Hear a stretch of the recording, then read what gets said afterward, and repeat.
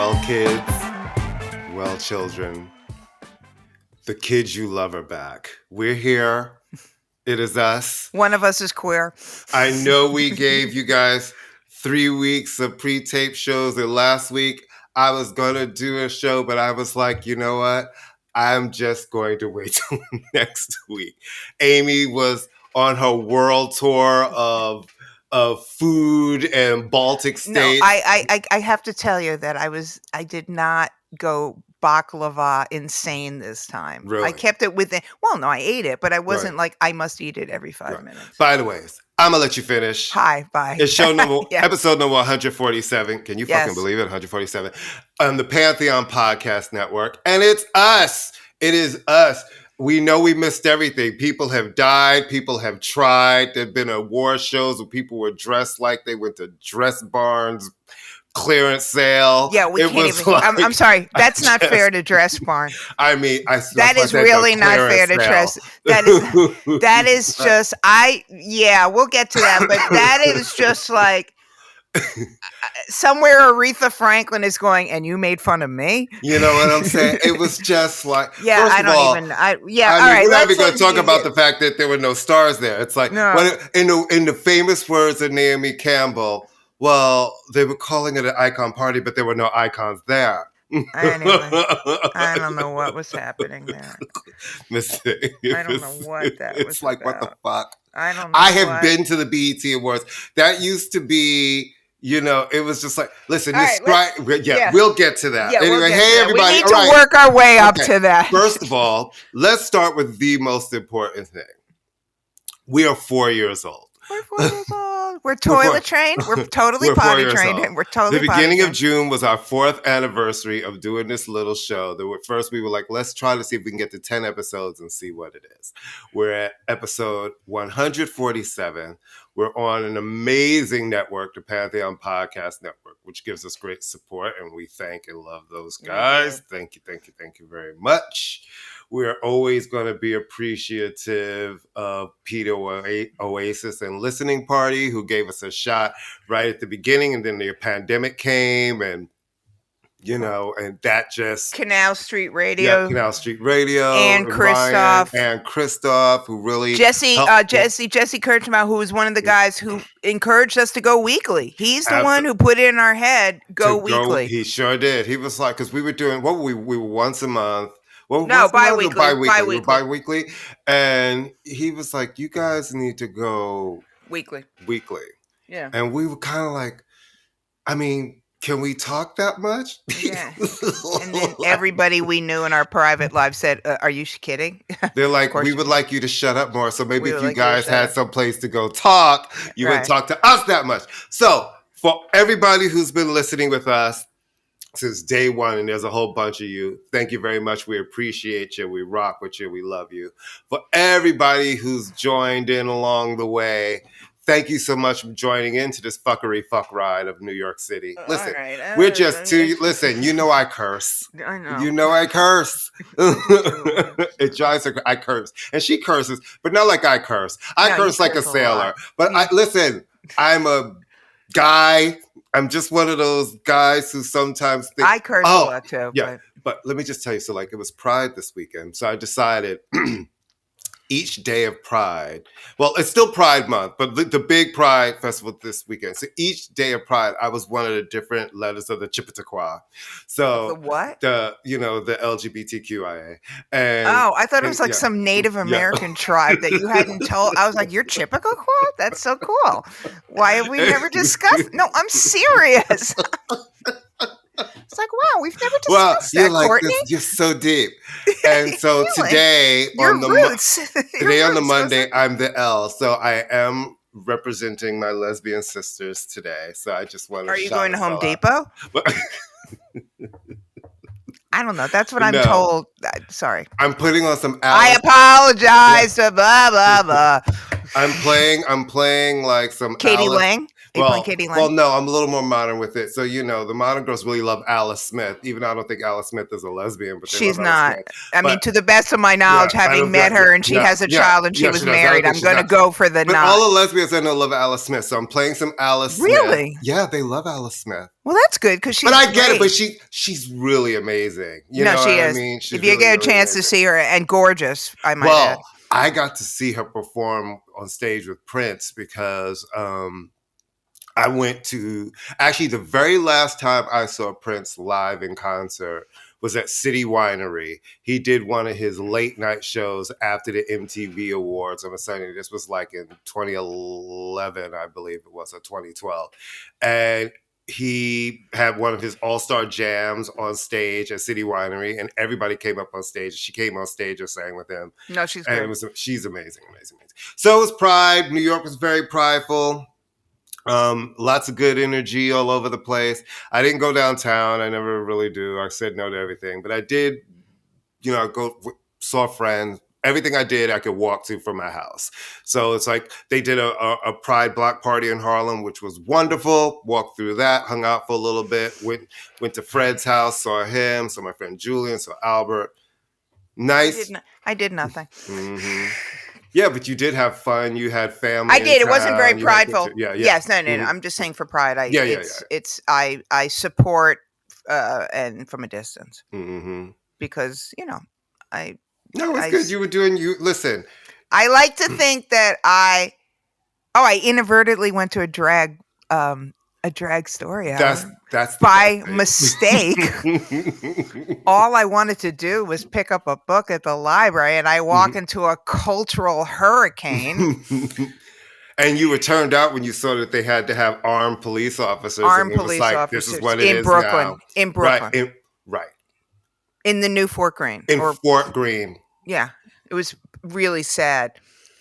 You can return a library book whenever you want. They don't arrest you for that, but there's I was like, oh my God, they know. Excellent book, by the way. All right. So yay for us. Mm-hmm.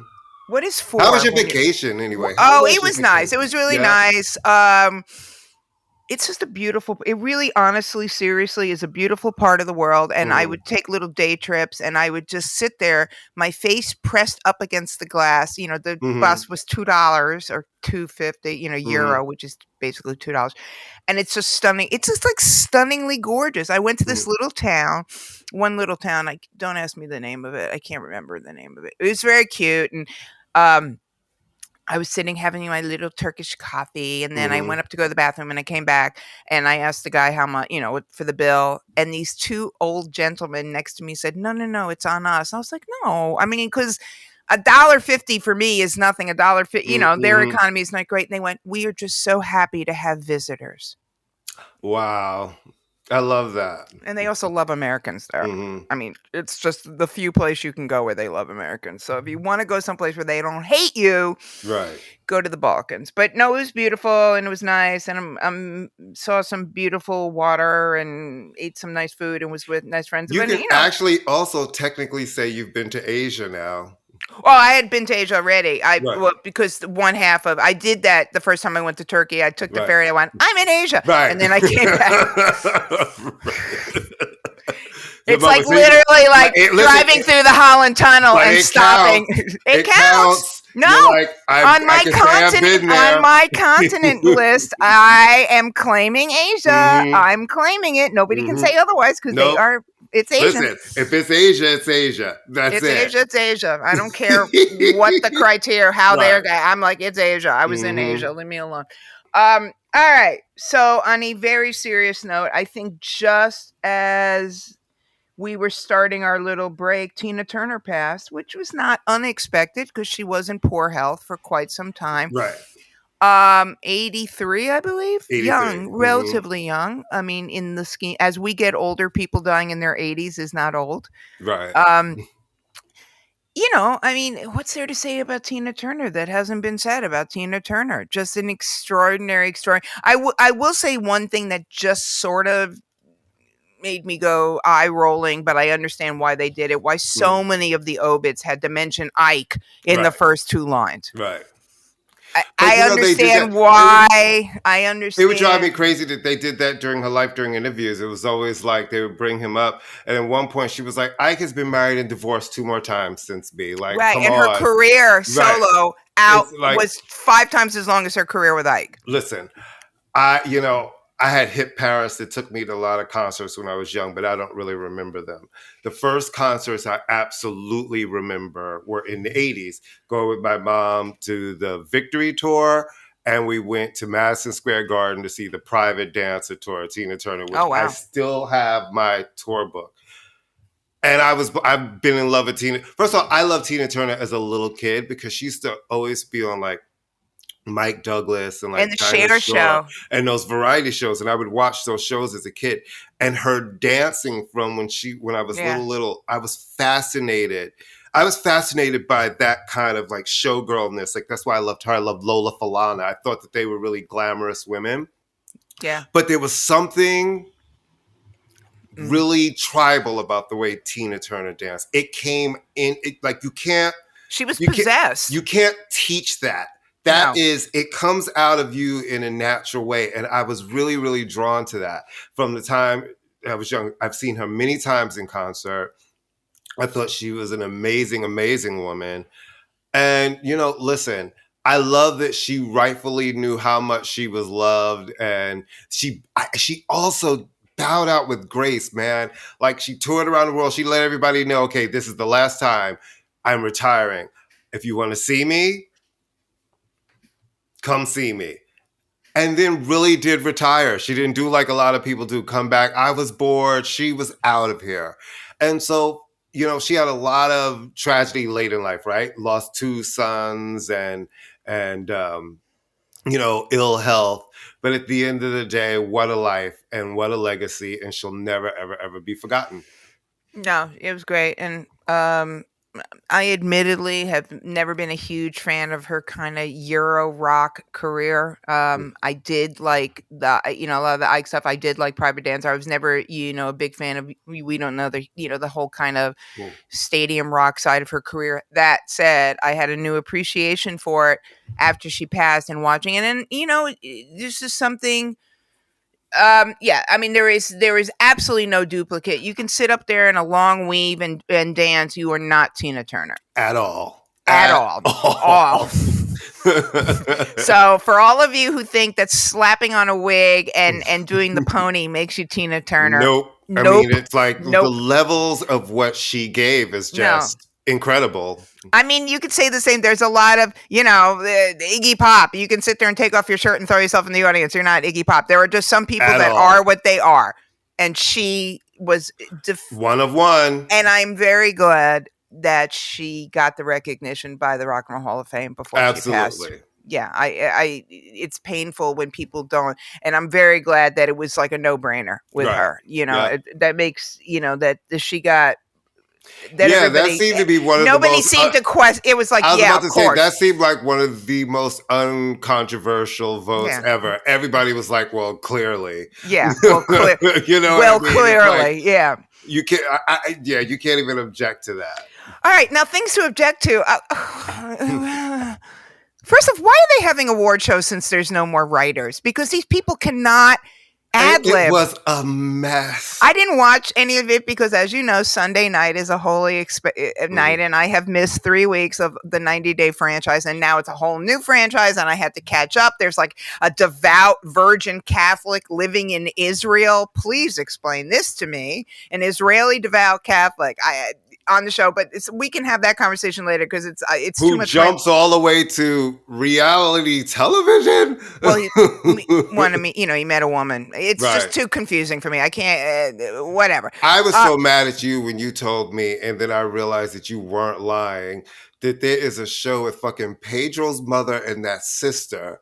Oh, yes. But what's happened is, all right, we'll get to the meat. No, but what's happened? No. They were in 90 I clicked that for one episode, and I was yelling at you, and I was like, I'm not going to watch this. No, it's horrible. It's horrible. It's not even a train wreck. I don't know what it is.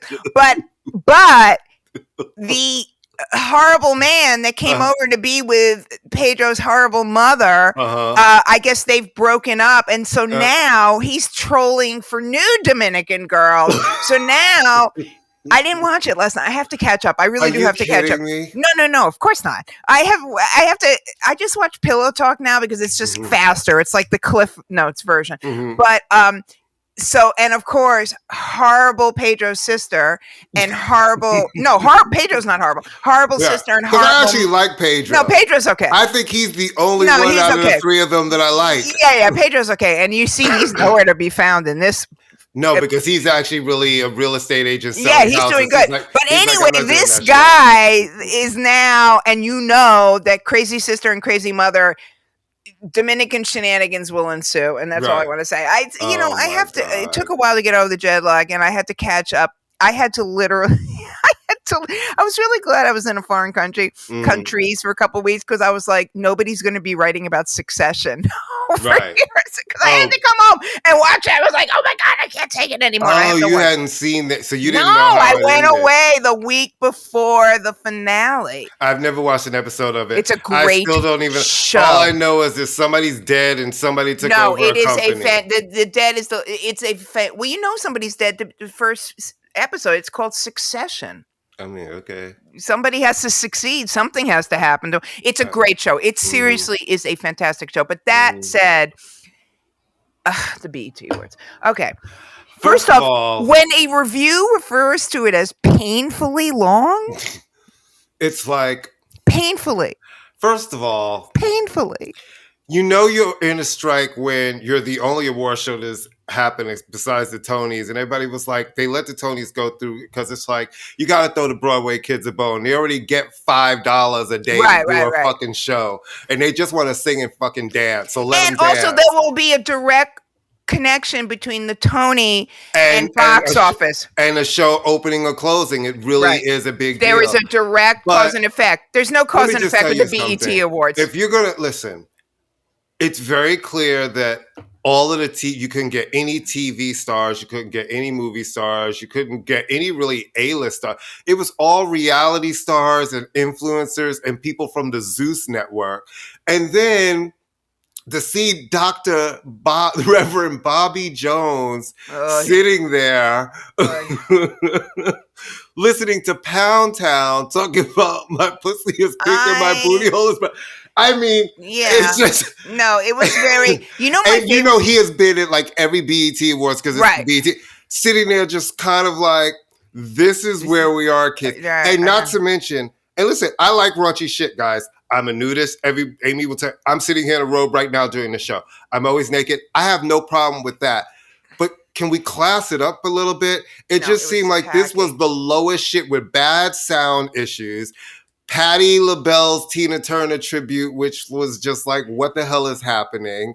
It's just tacky, and I can't tell. I hate to sound like that old lady, but I couldn't tell one of the women performers from the other.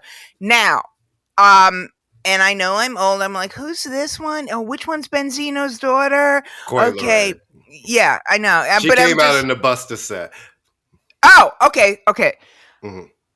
Buster was great. Yes, he's always great. Buster is always great. Buster is the secret weapon. Buster, and Spliff Star, he must be thanking his lucky stars the day he met Buster, because that man is the longest running outside of Flavor Flav hype man in the business. And great. Perfect what he does. So Buster's great. Buster knows what he's there to do. Yeah. Buster knows what the audience wants. Buster and bringing out Rod. But I hated that muted response. It's like those young kids. First of all, you notice they were just kind of like tepid. They were more excited when Coi Leray came out. They have no idea who he is. And the thing that cracked me up, it's so funny. Which is crazy to me. I'm like, you guys are supposed to be hip hop, and it's like, for they're real, not when you are hip hop. You're supposed to know the legacy and go through all of the generations of that shit. It's like that's how you build, and you want your future to be. You don't want to just be forgotten by two generations. No, you know who they know. The funniest thing to me, it's so funny you say that, because the funniest thing I saw is when they cut to the audience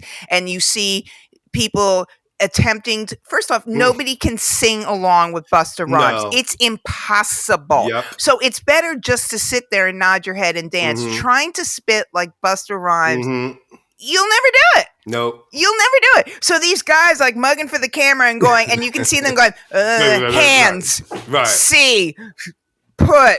You can't do it. And they just look crazy because they look like somebody said to them, okay, we're going to cut to you in 10 seconds. Act like you know who this man is. You know what this show reminded me of? It was like a dress rehearsal with like a bunch for of a high school production. Before the real show. Yeah. Before to work out all the cakes when everybody's actually there. It was terrible. And what are the BET Awards? What are these?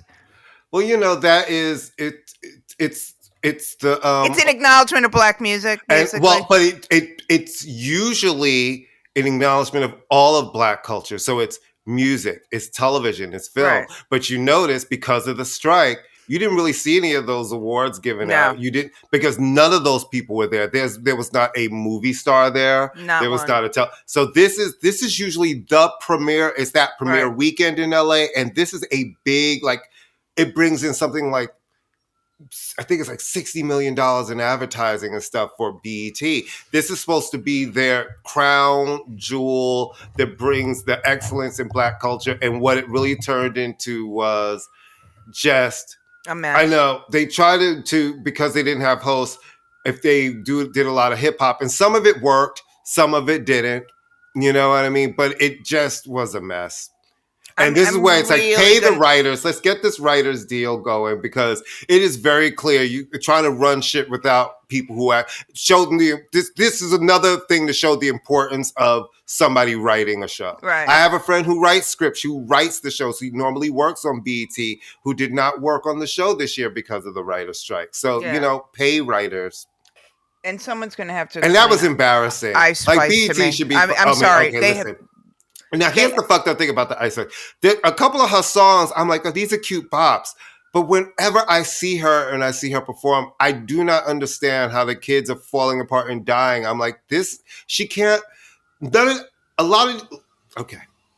There was actually a really good discussion about this on Twitter.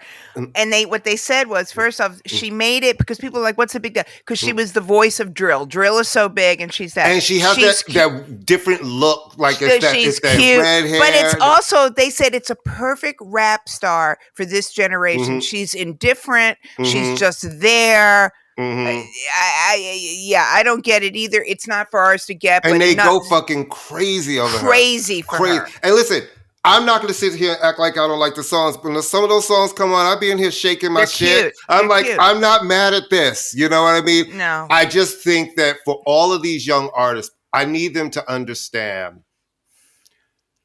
that performing is a big part of it, and you really have to rehearse and you have to practice, and then you have to get out there and start doing small shows. That is the only way you get better. Jumping into these big TV performances, people make it look easy on TV because they really rehearse and they work hard, the ones where it looks easy. Yeah, but their small shows are TikTok. You know what I mean? That's their audition is TikTok. Right. So as far as they're concerned, it's like the way we all thought when American Idol first came out. Now American Idol's just run of the mill. These guys, they don't care if you perform. You just do like 2 minutes on TikTok. Boom. Yeah, I don't get her at all. All right. Glastonbury was this weekend. From my friends who watched it on the iPlayer, they said there was a lot of sound issues. Okay, so the things I read about, Lana Del Rey was late and then gave some bogus excuse. About getting her hair done or some shit. And then said, I'm going to rush through my set. And then I think that, did they cut her off at the curfew? And I think the fans still kept singing because, they have a strict 12 a.m. curfew. I feel like she was late at the last festival too. Like, she's just a late, and it's really disrespectful. I'm like, listen, when people come to these festivals, especially you're the headliner. They've been out there securing their spot all fucking day. Yeah. Be on time. You're paid well to be on time. Yeah. Be on time. And also my hair. Come on. Really. How about Rick Astley doing his own set They had a bunch of covers. Then coming back with a band and playing a set of Smith's covers. Okay, can I just tell you? Which is pretty fucking brilliant. No, it was genius. Because it's so weird and out there. Well, it's kind of genius. It speaks to the very Britishness of Rick Astley. Even though Rick Astley was international, there is something inherently very British about him. And I don't think Americans would get the joke. Right. The way, not that he was doing the songs as a joke. I mean, Rick Astley still having a career is sort of like a nudge, nudge, wink, wink. Because let's be honest. I mean, he's a good singer. He's not the greatest singer of all time. It was very kind of the moment songs was fun. But when you listen to him do those Smith songs again, and we were talking about this a little bit with Kim, you realize it's not the songs that are the problem. It's Morrissey. So if you bring somebody else in to sing them, you're like, oh, these are great songs. I mean, they always work with, but so that was fun. Elton John, I think this is his final performance. Yes, supposedly. I feel because I thought I saw his final tour. From his final tour, Goodbye Yellow Brick Road, was started in 2008. I think last night I think the Sunday night was it. That was the final. I think it's final. And then I'm not even gonna attempt to mangle her name because I like her so much, but Rena, I can't pronounce her name, calling out Matt Healy. Maddie Healy, good for you, girl. That man is still allowed to. He's horrible. And I don't care how bad Taylor Swift needs to get laid to even be in company with him. I mean, she's always had horrible taste in men. We all can say that, but he's. But all y'all girls, y'all be choosing a wrong ass man. And men chase. We choose wrong people. Y'all love a bad boy who's horrible. You'll be like, but he's so sweet to me. I'm going to say this again. You love a bad boy when he's horrible when you're 20. When you're 35 years old and you're making millions and millions, she is. She's not 35. She was born in 1989. She will be 35. Is she? Yes, that's why the album is called 1989. It's not a random year. She will be 35. She's 33 years old. She'll be 34. That's not 35. Okay, the point is that she's old enough to know better. All of you women are. Okay, not all of you women. No. She is in her 30s. She is a millionaire. Do you know how many? She has no children to support. No, don't you girls. You don't tell me girls don't love bad boys. I will finish this. You boys love crazy women. Sure do. Okay, I was just sitting here. My godson was sitting here on the couch, and my godson came the other weekend. I was so happy he stayed the weekend. Oh, good. Before he left again. But, nobody likes the girlfriend. And we were having a whole conversation, and he's just like, in love. Swearing he's in love.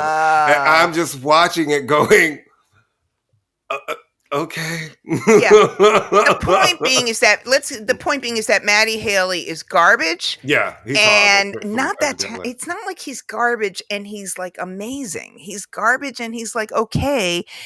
And good for Rena for calling him out. Good for her. That was really fierce of her. I'm like, oop, did you motherfucking... Oh, yeah. But you know what's really fucked up? Without naming names, without saying who it was. But you know what's fucked up about Matt Healy being horrible? No, it's not Matt. It's Healy. Worse. It's Maddie. Is that I really like his mom. I really like his mom? His mom, yes, his mom is Denise Welch. She was a famous British actress, and she's also a panelist on Loose Women. And I fucking love Loose Women. Oh, so that's how he has a career. Well, he's formed his group evidently when he was young, and she just talked about how they did that on their own. But yeah, his mom is Denise Welch from Loose Women. But it's like, how do you have such a horrible son? Well, I'm sure Charles Manson had parents. I mean, lots of people, you can't blame them.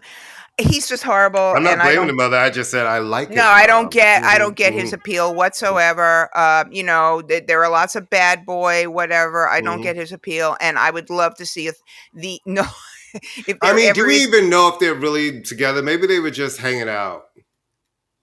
It doesn't matter. She should not give him any credibility, in my opinion. I mean, I don't understand why she would want it, but she has horrible taste in men. I like your flash dance look today.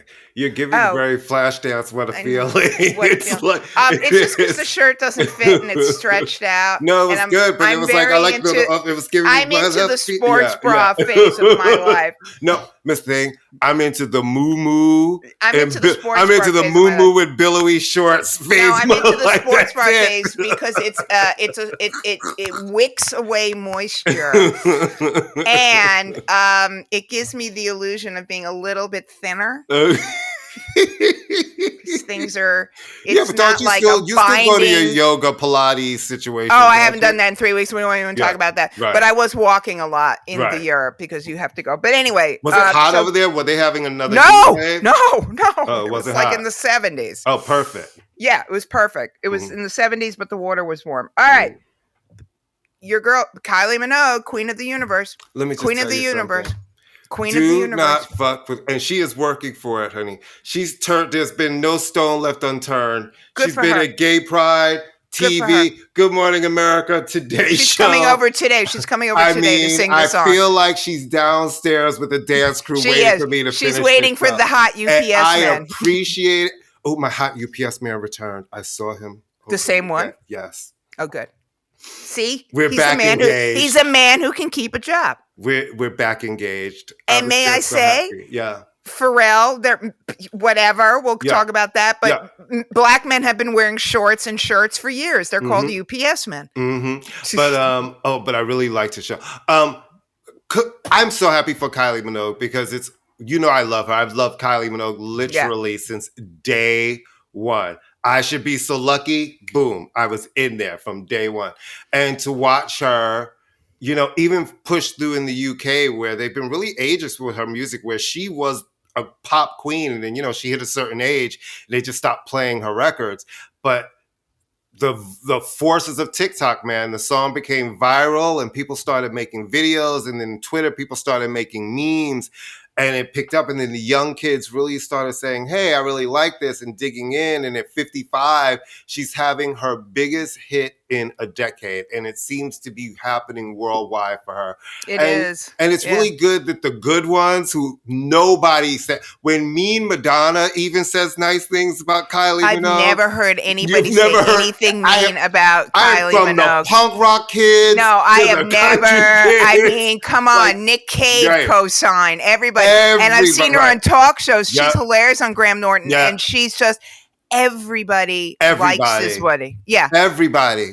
Yeah. It's like, that's a rare thing in this business, to be a person that literally everyone is like, and everybody wants to be associated with. Yeah, you know what I mean? Because she doesn't hog. She doesn't. Like, even with the Nick Cave duet, she never made it all about her, though it's clear that he wanted her because she's Kylie Minogue. Right. And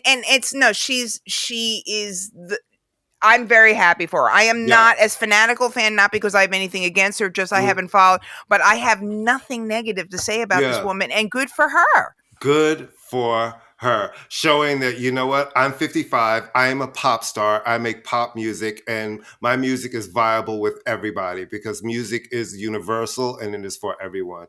And I'm really excited for her upcoming album, and I hope she tours. There's rumors that she's going to announce a Vegas residency. We'll see. That would make perfect sense for her. That's really her lane. Her fans would come from all around the world. No, that's really her lane. That's really her lane because she does, in some ways, and this is not a negative, have a niche audience. She is huge, but not. Well, in the U.S., right? But in the U.S., but I'm saying. But she's also played the showgirl persona in a bunch of her shows, and she is Kylie Showgirl. That's been so. It would be fitting that ultimately she would end up in the place. You know what I like about her too is that she knows that's like her stuff she did with Robbie Williams, Robbie Williams, the live stuff. She knows she knows that that's what people think of her, and she's willing. She's not sitting there going, "I'm going to be an artiste. I'm going to be this." She is very willing to play a role. And it never feels like she's playing a role. No, she's really very real. She feels about as real as somebody who is obviously a superstar could be. You know what I mean? Like, she's our friend. Good stuff. And with that, we're going to take a break and we'll be right back.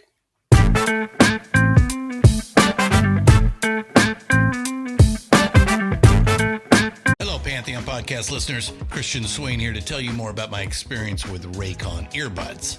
Our family now has 3 pairs of Raycon earbuds around the house, and my wife just grabbed a pair of the Headphone Pros to replace some headphones from a company that was double the price.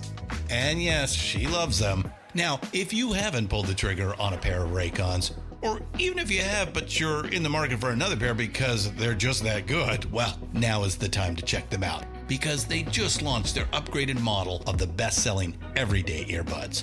With Raycon's upgraded everyday earbuds, now you also get active noise cancellation, ergonomic design, and multi-point connectivity that lets you pair with 2 devices at once. New quick charge function, 3 customizable sound styles, plus awareness mode. Available in a variety of vibrant new colors to complement any and all skin tones. I even have a pair of earbuds in a cool green color. I have tried just about every earbud known to humankind, and these Raycons are fantastic. Seriously, if you've been wanting to check out Raycons, there truly is no better time. You're going to ask yourself why you didn't check them out sooner, and Raycon offers a 30-day happiness guarantee. So what are you waiting for? Go to buyraycon.com/Pantheon today to get 20% off your Raycon order, plus free shipping. That's right, you'll get 20% off and free shipping at buyraycon.com/Pantheon. buyraycon.com/Pantheon.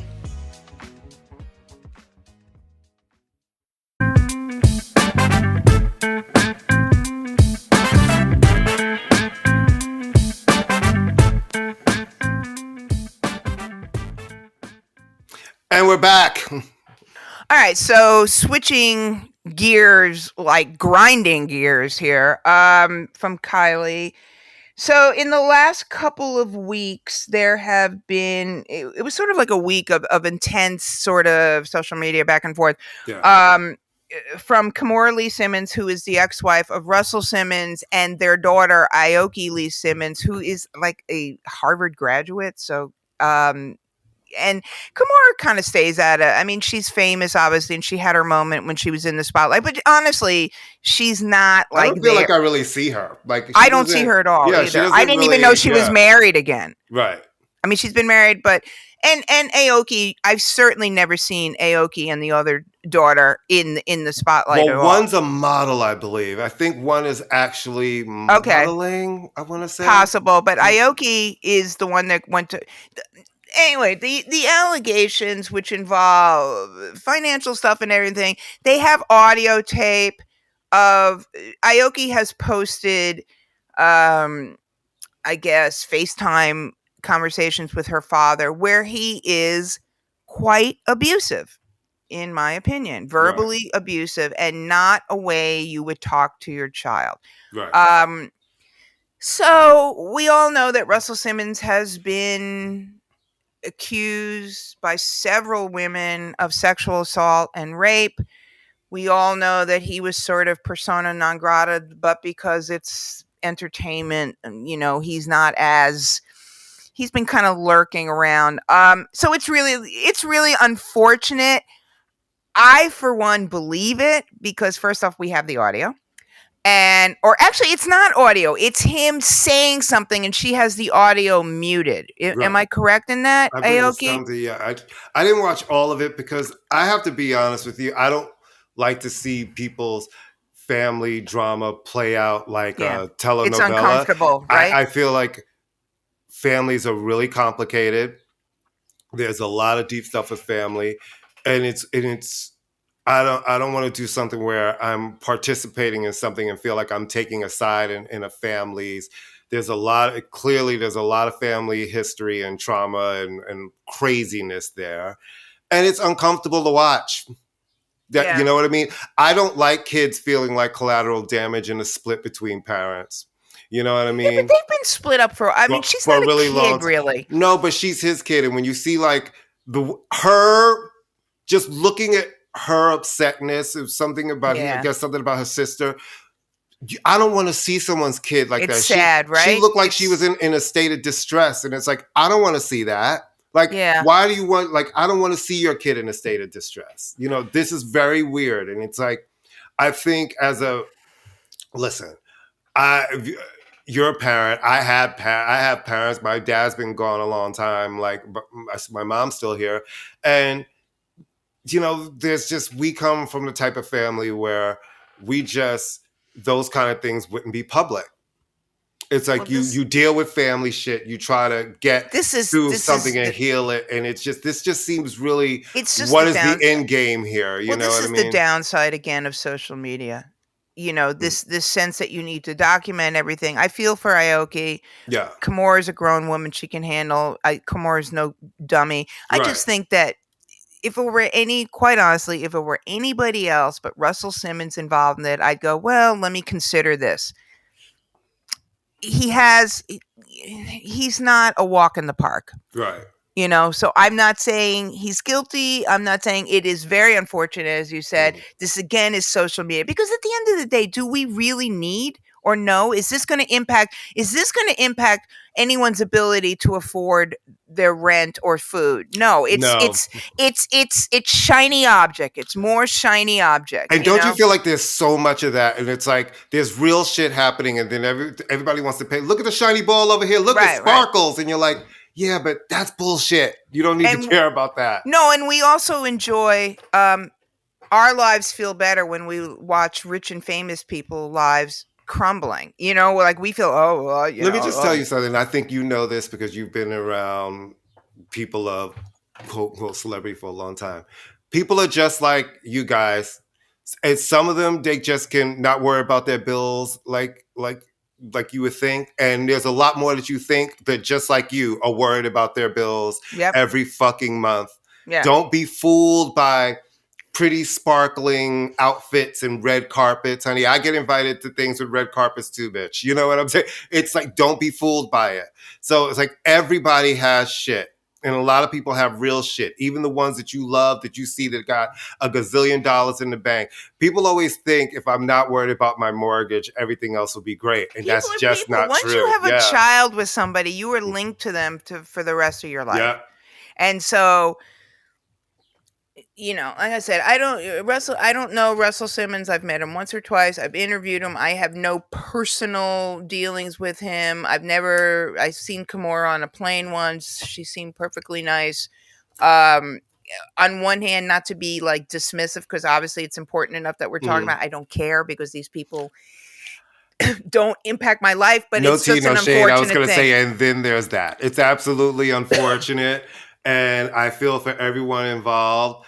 But go handle it. Yeah, go handle it. And handle it without a camera. Everybody.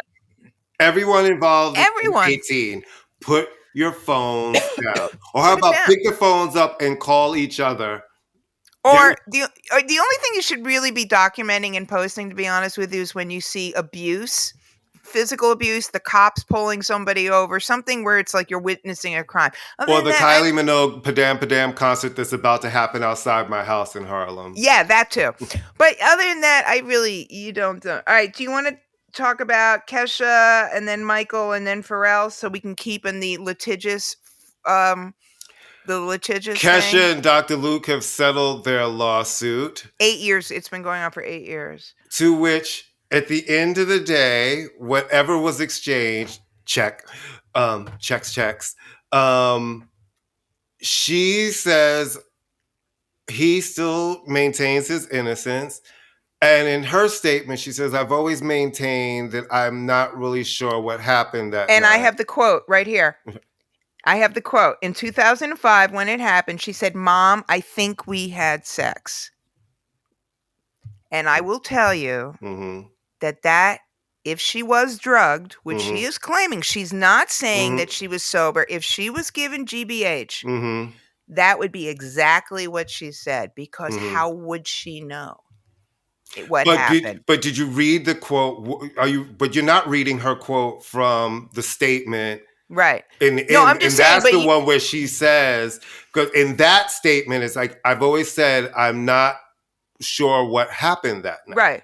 Yeah, and that's what she says there. Right. I think we had sex. So she has never flat out said, he threw me down on the floor and raped me. She has said basically something happened. And I think because of the way my body felt, the circumstances, the fact that there's a huge chunk of time missing. Look, let me tell you something. This is not to be like, oh, a million years ago, blah, blah, blah, dating a guy, blah, blah, blah, blah. And every time I would take the bus, this is when I lived in San Francisco, and it was just something, when the bus would stop near the house where I went to a party with him, I'd always get this feeling in the pit of my stomach, something happened in that house. And I can't, and to this day, but I always... But you're like, my body is telling me I've been in this house. Something happened in this house. Something happened in this house, and it involved him, and it was all very murky, and there may have been who knows what happened. I was young. And here's the thing. I absolutely believe in that, but that's a hard thing. When you come out and make that accusation, I think you have to be able to say there's something. You know what I mean? Because Because a feeling versus being able to, you know what I mean? It was also kind of escalated from an alleged sexual assault to a monetary thing. That's the thing. I mean, I think that was more, it became an escalation. Like, that was the really unfortunate jumping off point. But then it became like, he's controlling me. He's controlling my music. And I think ultimately that was the battle. Right. You know, I think that the allegation was the sort of opening salvo, but I think ultimately it was a discussion about his control. Right. So I think so, but they've settled it, and she's got an album coming out. A new Rick Rubin produced album. All right, so it'll be very quiet, right? I mean, does he do rock albums anymore? Serious? I'm being serious. Well, he did the Chicks. I don't think he did the Chicks. I will say this: I've listened to a little bit of it, and it's not terrible. She can sing. Yeah, it's not terrible. She can sing, and she appeared. And Dr. Luke, is he still working with Doja? Because that's a check for the rest of his life. I mean, he's worked with Doja, he's worked with Kim. But I'm saying, I don't know if he's on this new album. This new album she's doing, I think, like the first single is more rap. I think she's trying to go back to her like rap roots on this new record. Right, and also, you know, to be fair, and we could say this about any producer, there are very few producers that have, in pop music, that have a shelf life more than 10 years. You know, he's got that really sort of crazy, like Max Martin touch, right? It's like you get one of his tracks, he just makes those big pop songs for everybody, for Sugar Bass, for Pink, for this one. Yeah, but Max Martin is still a viable entity. Yeah. So is Dr. Luke. He's been making these records and having hits. He actually never stopped. Yeah, no. And and people would get mad at people for working with him, but he didn't stop.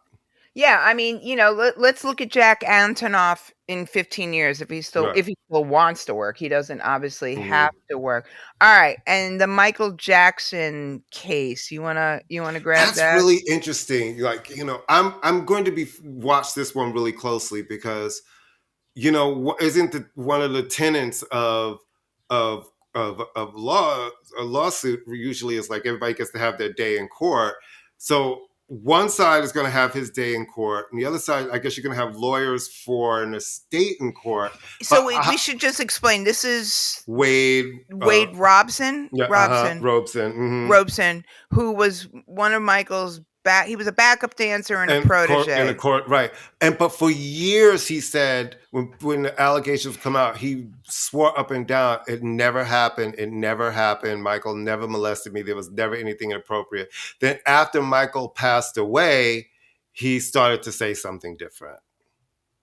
Does that surprise you, though? Honestly. I'm being very serious. Let's take the mic.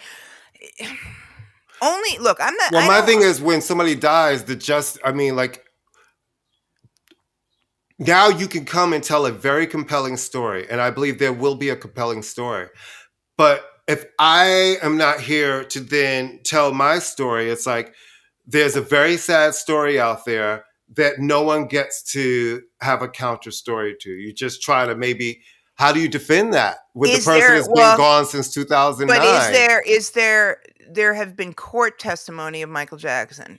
right? There's been testimony of Wade saying nothing ever happened. Yeah, I honestly, and this is another ick subject. I just have to think that people would not put themselves through the public scrutiny and humiliation and to use a word of trauma if nothing happened. Yeah, but we don't know. I don't know. That's the thing. I always want to think that too, right? I always want to think the best of people and say, there's no way that somebody would make something like this up. It just wouldn't happen. That just wouldn't happen. But I just don't know anymore because I don't always trust people too, because we've also seen that money can make people do things. I'm not saying that's in this case. I'm thinking you still are suing, but the person who you're suing died in 2009. So the only thing you could possibly, is it justice or is it money? Because I would want justice against a person. Justice against the state means what? The estate didn't do anything to you. He's been long gone. That estate is passed on to his children. His children haven't done anything to you. So would money from the estate make you feel better? Or would you want the person who did something to you punished? Well, is he claiming in a way, sort of like by winning it that the estate is responsible in some ways because the estate covered up for him for so many years, allegedly? Well, Michael. I don't know, but first of all, the people who are in this estate are different. He had management and everything back then. That's again two separate entities. Yeah, he's not going up against John Branca or anybody any of the like people who are Michael Jackson's managers and handlers. Or the label. This is an estate from music and videos and film and property. The person is gone. And I still think that, you're going to come and tell a compelling story and that person can't refute it. So whatever you say is going to be sensational with no other side presented except... There's got to be, it hasn't been officially cleared yet. It's still but I have to think that there's that the courts know this kind of, and there has to be some valid, I'm not saying that it's true, but there has to be some kind of legal thing where, because they're not, otherwise it's just a frivolous lawsuit by another. And listen, and I feel like if something happened to you, I would fight I feel like something happened to me, I would probably fight to my last breath for justice. You know what I mean? So I'm not going to say, don't fight for justice. I would want it no matter how it came. And if that meant it had to be monetary, I would want justice. But I would also want it from the person who did it to me. And I'd want to see their face. You know what I mean? It's like, he's been gone since 2009. So it's interesting that this fight is allowed, that it's still happening. And then it's kind of like you said, right? It is 2023. If you're still fighting, is it to really, I must clear my name, I must tell the truth? But so many times for so many years, you told us nothing happened in a very convincing way. And then when someone dies and then years later, you decide to say something different, it's like, well, I was convinced over here. Should I just forget all of that and be convinced over here? Yeah, maybe. I don't know. At the end of the day, nobody looks good in this. No. Nobody looks good. It's like if Wade if this young man is lying, then he's not a good person. If Michael Jackson did this, well, then we know. And and I feel like his death, there's clouds over his head. I've from the beginning, I could never. When people do you think it's true? I was like, I don't know. I don't know. I can't look at it and say, no, it's not. Because judging Michael Jackson was like judging a once-in-a-lifetime unicorn. You couldn't judge him by the same standards that we would judge. And R. Kelly, yes, obviously. Come on, It was there. It was there everywhere for us to see. But in Michael Jackson, it's like he wasn't one of us. He was just like this. And when people talk about him paying off things, I was like, well, this is what I understand and people don't understand about lawsuits and things like that in this country. It would have cost him more to drag that out. Going in and out of court, the level of lawyers that he has, and to clear your name, and how long these things stretch out, how long it would have cost him probably hundreds of millions of dollars. Like, people go broke trying to pay. Right, here's a Billie Jean check, goodbye. You know what I mean? So it's like, but at the same time, you think someone is accused you of something really horrible. Then you remember Michael Jackson did go on trial and he won. Yeah. right? But it was like he won, and we were all still like, did you win? Yeah, because he never really won after that, right? No, that's that kind of accusation. Once it's on you, it's a stank that never leaves. Yeah, and like I said, he's if he were, and I'm using this word very, a regular person, if he didn't act the way he acted, if he didn't collect llamas, if he didn't, if it was somebody else playing into the image of being being this Peter Pan strange, it helped people 1000% say, well, clearly something's up. Yeah, if he didn't affect the voice, if he didn't have children wearing masks over their. I heard Michael Jackson speaking in his real voice. He doesn't talk like that, right? He didn't talk like the way people will use it. That is not. I heard him with my own ears speak in his real voice. No, it's a completely. It was completely different voice. than the one that you heard. The kind of whispery. Yeah, that's not how he talks. No, I know, it's weird, right? That you would do something. That you would do something. All right, weird. You want to Pharrell? I don't. So Pharrell is the new creative director of Louis Vuitton Mints. He held his first show in Paris with all of his famous friends coming. Did you see that picture of Offset and Pharrell in the front row? Okay, the crack ups. Akiba Solomon, shout out to, said people are criticizing, and she goes, please, Pharrell is just Pharrelling. Right. That's what he does. Offset looked like, to me, he was wearing a babushka as is on his head, or shmata, as my grandmother would say. He looked like Little Edie from Grey Gardens. And Naomi Campbell looked like one of those 1970s sofas that everybody's parents had in the basement. the ones with like the naugahyde. I was going to say, did she have plastic over it? Kind of, sort of. She looked like, I was like, what the fuck do you have on? But I will say this. There was a bunch of, listen, for a first effort, I thought there was a bunch of shit in there. I was like, I would wear that. I would wear that. And there were a bunch of bags. I was like, I want that case. Great. We want success for him. Now, the hype is over. And I think this collection will sell well because there's a lot of stuff that's absolutely wearable. You know what I mean? And that. It's all this kind of pixelated look, right? A bunch of stuff. So I was like, okay, cool. Let's see what the next collection is. Because this was very like, a big Pharrell moment. Now I want to see what comes after. It was a big Pharrell moment, and he is Pharrelling. Yes, I will say this though, and fashion is not my lane. I love why can they just if I were a fashion designer, okay, and if I were somebody who went to school and studied it and knew how to cut fabric and knew how to sew and knew how to design, I'd be like, could they hire a fashion designer instead of a select?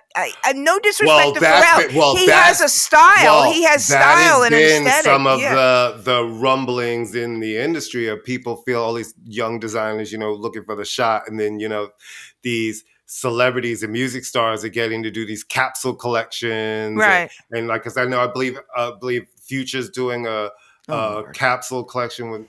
Is it Lon Von? Maybe somebody. And so, and people are, that becomes that whole thing. Listen, Pharrell definitely has a style and it's interesting. I think this was for Louis Vuitton, the amount of press and everything, like coming after Virgil, they needed something to give a moment, and it absolutely was. And I don't think it was a failure. I don't think it was a failure. I'm just saying, there are lots of young black men and women designers who could use that leg up. I mean, listen, there's lots of young designers, period, right? But I'm saying they did want to hire. They did, because Virgil Abloh was a young black man. They did, they did want to maintain a sort of quote unquote urban avant, blah blah blah. Oh, was that the dossier? I didn't realize that. Yeah. Yeah, they wanted to kind of keep it like they didn't suddenly. We're not going to go for like somebody from Sweden, right? But it's just one of those things where you were like, come on, it's like because you have fantastic aesthetic and taste does not make you a designer.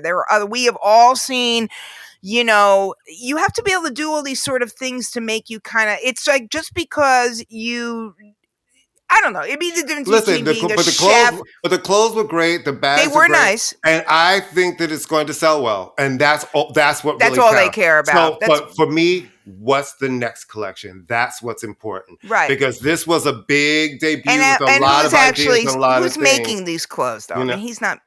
But they all have it's Louis Vuitton, so it's going to go through where their factories that make their clothes and stuff like that. So now, to me, it's. What is the second collection? Is this ready to wear? He's not making. He's the menswear, right? He's not doing haute couture. He's the menswear designer, so it's on the men's side. Yeah, and it was nice. I mean, there's not, but were there not women in the show? Well, but that's the thing. It's like you'll see sometimes women have walked in men's shows. Women have walked in. Naomi Campbell and Kate Moss walked in one of the men's Louis. Oh, I didn't know that. Shows. Okay, yeah, All right, what do you want? We have a plethora. We can Drake wrote poetry. Okay, next. Can you name a Drake? Okay, can you name a Drake lyric? No. Wait, hold on. No, you can't. No way, I can. All right. Oh wait, hold on. Are you Googling? No, I'm not. I'm trying to think of one because I don't really listen to it. Wait, okay, I know the one. I got my eyes on you. Is that him? Yeah. Okay. All right. Once again, Drake is not Kendrick Lamar when it comes to poetry. Yeah, that's him. Mm-hmm. Yeah. Okay. Great. He's writing a poetry book. So I think we're entering into because he's sensitive, right? Isn't he sensitive? He's a sensitive guy. He's like liver and onions on a cracker. When I ate meat, I used to love chicken liver and onions and mushrooms. Really? Yeah, I did like it. I don't know but anyway, Drake is coming up to his expiration date fairly soon because he's old. I don't get him at all. We'll see. He could be like a Kardashian. They just keep going. Yeah, I just don't get him at all. I've never have. I don't find him physically attractive. I don't get it. No, his producers are great. I think he is corny. Like capital K, and corny. People fucking love him, and they can't wait for a Drake album. They just love him. I'm like, okay, I don't get it, but it's not ours to get. Courtney. No, it's not all right. So this, okay. Here's what everybody needs to like. Another thing about stupid. Everybody needs to like when they read something, take a breath.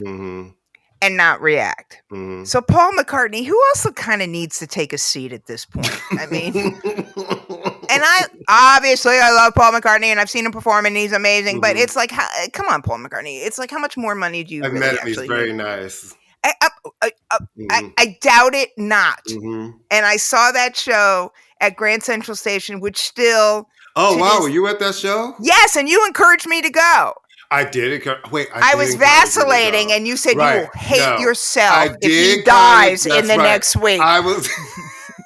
No, that's exactly what you said. If he dies, and you had an opportunity to see him, and you blew it off. Listen, when the kids are in their 80s, you can't be like, "I'll wait for the next tour." It's like, sweetie. No. And I never would have thought about going to see him anyway. Though I did tell you the highlight of the show for me was watching Kate Moss. Watch Paul McCartney. I was more fixated on looking at Kate Moss, to be totally honest with you. Though it was a great show. Anyway, so he made an announcement that there's going to be a new Beatles song coming out and using John Lennon's vocals. And I don't even think he said AI, but everybody went, and the whole world lost their shit. Yeah. Well, it turns out what he's doing or what they're doing is not something that's uncommon in that they have taken out footage from the Get Back documentary and blibbity bobbity boo and worked it into a song. So everybody's losing their acting like, like, oh my God, Paul McCartney, the AI and it's John Lennon. And, because John Lennon is more sacrosanct than Paul McCartney. You can criticize Paul McCartney, but you're not allowed to criticize John Lennon. He's whatever. I love how people think they have a right to tell one Beatle what he can do. A Beatle can do whatever they want. Like, it's like, how dare you touch your stuff Right. How dare you use something you wrote? Doing? Like, what do you mean? Like, do you know I should be asked if I'm okay with you doing this? Listen, as far as I'm concerned, I mean, is it a little bit tacky? Okay, maybe. But as far as I'm concerned, if George Harrison's widow says it's okay, if Ringo Starr says, well, actually, Ringo Starr doesn't have to, he didn't write. Right. If Yoko says it's okay, that's her estate. She can do what she wants. I mean, is it a little tacky? Yes. Does the world need a new Beatles song? Probably not, because I'm perfectly happy with ending the legacy where we ended the legacy. But it's not AI, guys. Everybody needs to calm their collective monkey asses down. And he gave a statement saying, I think you guys may have confused. Because don't we have hip hop songs where people are dragging things from the vaults right and left? Miss Thing, Tupac put out like 18 albums after he died. Right. It's like, didn't Biggie do an album from the grave? Didn't XXXTentacion, didn't they put out an album of his after he died? I mean, they are forever going into the vaults, finding some. And to be very honest, and I love them, Tribe used snippets of Fife, I believe, on their last album that I think. So it's what Paul McCartney is doing is not unheard of. It's just because it's the Beatles. Right.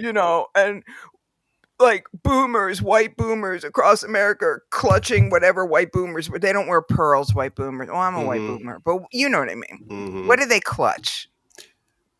Their Tory Burch, clutches? Their Tory Burch tote bags. Yeah, whatever they clutch, they're clutching them. And their Rothy flat shoes that are made from recyclable material. Oh, is that what this stuff is? Mm-hmm. I don't know anything about anything. I don't know. What's the Allbirds then? Oh, I have my Allbirds. They're made out of eucalyptus. You are lying to me. Them eucalyptus fibers. So do koalas follow you around and try to bite you? All the time, and they say things like, stick it in. You know how much I wanted a koala when I was a kid? I can't even tell you. They're so cute. What are you listening to? Oh, you wanted to talk about the tragic, the minnow. The 3-hour tour. Yeah. I'm sorry. Okay, you are old enough to remember this reference. Absolutely. No, I'm going to make another one. And if you pretend for a second you're not old enough to remember the Leaking Lima? No. That was a cartoon. It was the Leaking Lima. I've never heard of it. It was oh God, it was some cartoon. Google Leaking Lima. No. It was some cartoon we grew up with. It wasn't Tom and Jerry. It wasn't what's his face? Sherry Lewis and Lamb Chop. Mm-hmm. Who was it? You were in front of you. Leaking Lima. Anyway, talk about. Well, I just want to say between that and there was another race car crash that unfortunately unalived a billionaire. I just want to say to all the billionaires out there, any of them who are doing any extreme sports this week, Mylène Farmer is playing in Paris next weekend, so if you could send $25,000 to the show so that Amy and I can go to Paris for the weekend, I can go see Mylène. She can go eat. Since you guys are all liking to tempt fate, we can send us. You could just send it to ImmaLetYouFinish NYC. Yeah, I have an idea for billionaires who have a death wish. Mm-hmm. Why don't you give your money to the thousands and thousands and thousands of homeless people, or women who are being denied healthcare rights, or people who are currently frying in, or trans people who can't get, stop driving cars. I mean, Paul Newman, the rich men will do stupid stuff to get adrenaline because they've never had the experience of having a baby and knowing what real fear is like. Okay. And some of that stupid stuff is Amy and I would like to go to Paris next weekend and see Mylène Farmer at the Stade de France. I'd like to go. I have a friend. It's very, look, all joking. A lot of albums. Well, anyway, on a lighter note, a lot of albums came out. I'm listening to a lot of shit. So we'll talk about more of that next week, I guess. But I am liking this Austin Mills record. It's dancey in the summer. Coi Leray put out her album. Big Frida put out a new other album. Michelle has a new album. There's just now things are just coming, but like we've talked about this before, there's no marketing, right? So it's like albums are dropping everywhere, and if you're not really paying attention, you're missing all of this stuff. It's really weird. That piece of garbage, Morgan Wallen, just broke Adele's record at number one on Billboard. So, hi, Republicans, cancel culture. How's that working out for you? Right. Yeah. Listen. Yeah. I just want to say one thing, and I'm like, obviously, every human being is watching the show, but if you are not watching The Bear on Hulu, your life it is just freaking brilliant. And whoever is doing the music supervision for that show deserves a parade. It's just fantastic, and I love it. And I don't know who needs to hear this. If you're not watching Law and Order on a multitude of channels, I know you don't know what you're missing. Hey. Fabulous music supervision, like dun dun. Dun-dun. I told you what that was, right? I did tell you. Yeah, you did. It's monks jumping up on. Let me just say one thing. Listen to me. Have they yanked your my Netflix has been cut off? No, mine hasn't been cut off. I don't know how. My Netflix has been cut off. They said your TV is not registered with the household. Oh well, time to get a VPN. And actually, Netflix doesn't have anything like people are dying to see right now. Like all the energy is on HBO or Max now, right? And Amazon. I can go without Netflix. I'll find what I need to. Well, we're from New York. There's we can find them. There's alternative services. There's alternatives. Yeah. There's alternatives. And on we know a guy who knows a guy who knows a guy who knows a guy. And on that note, we gotta go so we can call say, guys, you know the deal. You know what it is. You know what to do. Leave a message. Tell a friend. Follow us on Facebook at ImmaLetYouFinish. All one word. Follow us on Instagram at ImmaLetYouFinish, NY. Follow us on TikTok at ImmaLetYouFinish Podcast. Follow us on the Pantheon Podcast Network. Please. Thank you to everybody who listens to us directly from the main feed of Pantheon Podcast. We enjoy it. Yes, we love that. And you know where we are. We're on every platform everywhere. You already know that. We're on subway platforms. Boom. We're on every platform. We're going to finish out the rest of this Pride Month by drinking lots of water, eating digestive cookies, and we're going to have. I just bought some on I have a dental appointment next week. No. I'm loading up on the digestive cookies. I saw them. They have them everywhere. The Harlem Gay Pride was across the street from the Lidl, and I was like, "Well, since I'm over here, let me get my."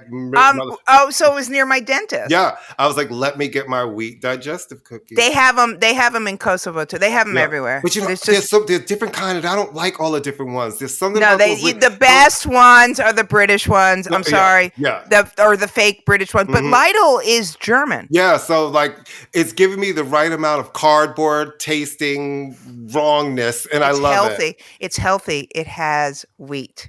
And you know what? And on that note, we're gonna weed out of here. We'll see you next week. Bye. Bye.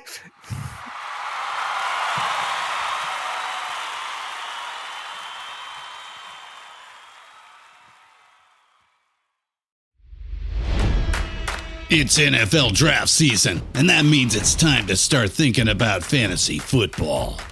FantasyPoints.com features industry-leading experts and prognosticators using proprietary hand-charted data to help you score more fantasy points. FantasyPoints.com is the place to go for whatever kind of fantasy football you play. Whether you play fantasy football, daily fantasy sports, or do a little bit of everything, Fantasy Points has the meticulously researched content to guide you to victory.